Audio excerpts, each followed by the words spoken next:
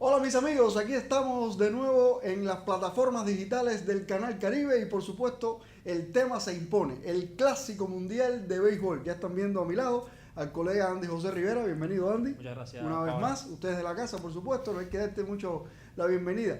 Ustedes sí, que son también habituales y la última vez que Andy y yo nos vimos aquí, hace muy pocos días, Cuba tenía el agua al cuello en el Clásico Mundial y me encantó mucho la frase que utilizó Yadid Drake en una de las entrevistas que le han hecho por estos días. Dijo Drake: estábamos encima de la silla con la soga puesta, nos quitamos la soga y bajamos de la silla.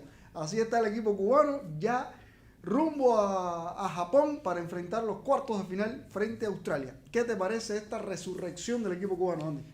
Pablo, lo primero creo que es bastante sorpresiva porque digamos que ya en ese momento la situación para el elenco cubano era muy complicada y se cumplieron todas las cábalas que nosotros hablábamos, porque incluso nos parecía muy llamativo, porque nosotros el escenario ideal, por decirlo de alguna manera, siempre era que Cuba pasaba de segundo lugar. Exacto. Porque era como que lo más sensato analizar en al menos el mejor de los casos. En el mejor de los casos Cuba pasaría de segundo lugar y bueno, le tocaría entonces en ese caso a Japón, pero no fue así. Terminó por primera vez incluso en la historia de un clásico mundial con un quíntuple empate, con todos los elencos con dos balances de 2 y 2, y ahí fue cuando Cuba se benefició un poco entonces de esa buena ofensiva y buen trabajo monticular que había mostrado hasta este momento en el clásico y avanzó entonces como líder, que ya veíamos hoy también la noticia de que finalmente será contra Australia, que era se presagiaba que sería el rival, pero bueno, ya hoy se confirmó luego de terminar esa fase de grupo. Es verdad que hubo suerte, es verdad que pasaron muchas cosas que no estaban en los planes. La fórmula para pasar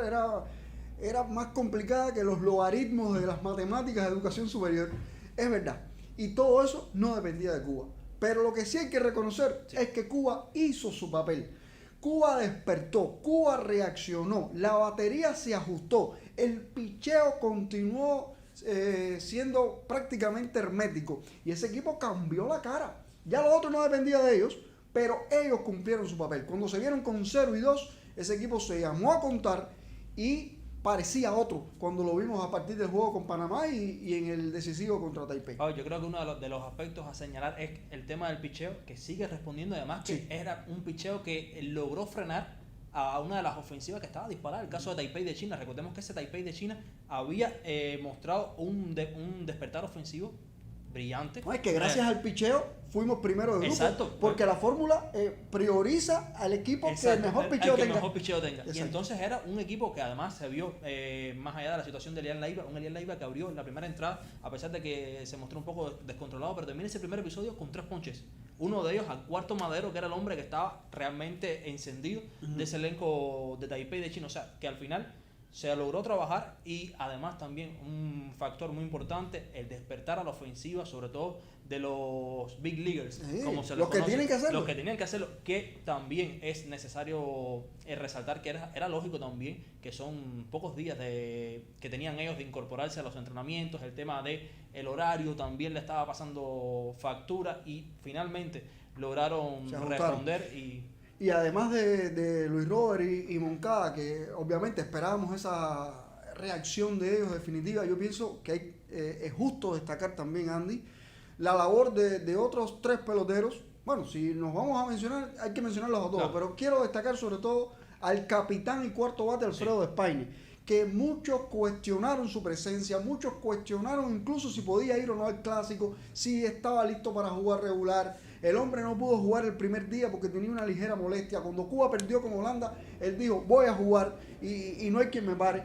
Y ahí está. Es verdad que no ha dado los honrones que esperamos, pero ha empujado una cantidad de carreras. Y ha corrido de una manera. Ha corrido bastante, ha dado extra base. Ha sido el líder, que es lo que hacía falta. Y el mismo caso de Erisbela Rueda, que también tú sabes que ha sido muy cuestionado, y el hombre ha terminado como quinto bate en ese line-up. Y bueno, destacar también a Yadid Drake, que nadie lo cuestionó, pero que sin ser ese pelotero de grandes ligas, ese pelotero de altísimo nivel, ha demostrado que es muy útil y miren cómo ha lucido. A ver, también resaltar a Mujica. Sí, cómo no. Mujica, claro, un hombre que era que no estaba en los planes de nadie y que ha logrado, que en estos momentos yo me imagino que lo que debe tener Mandy Johnson es un verdadero dolor de cabeza, claro, porque cómo tú sientas a uno de los hombres que más carreras ha impulsado por Cuba. No, claro que no. Si Andy Ibáñez está listo para jugar, ahí hay que hacer Hay algún tipo de sí, ajuste sí. o quizás darle dos oportunidades al bate a uno y la otra mitad del partido al otro. O decirle a Andy, bueno, está bien, tú estás listo, tranquilo, vas a tener tu turno, pero no, a Mujica no se puede sentar, no se puede sentar. Y una variante pudiera ser, porque Andy Ibáñez llegó como supuesto segunda base, pero Andy Ibáñez ha jugado bastante en primera en Grandes Ligas. Busquen las estadísticas de su equipo, que tiene varios lances en primera base. Pudiera ser, en caso de que esté listo, obviamente, que juegue la primera y Yadier Drake y a los jardines. Claro, en los jardines, ¿quién va a sentar? Quizás Guibert. A Guibert, que pero sí, bueno, que no se ha visto del todo. Que no ha estado tan empezó. mal, pero exacto, no ha sido el mismo. Pero bueno, ese dolor de cabeza, como tú dijiste, déjenselo a Johnson, pero es un dolor de cabeza agradable. El equipo muy ajustado. Ariel Martínez quizás no ha tenido la participación ofensiva como el resto, pero ha resuelto el problema ahí detrás de Home. Y lo más importante, Andy, es que el equipo cambió la cara. Cambió la cara, le está respondiendo todo.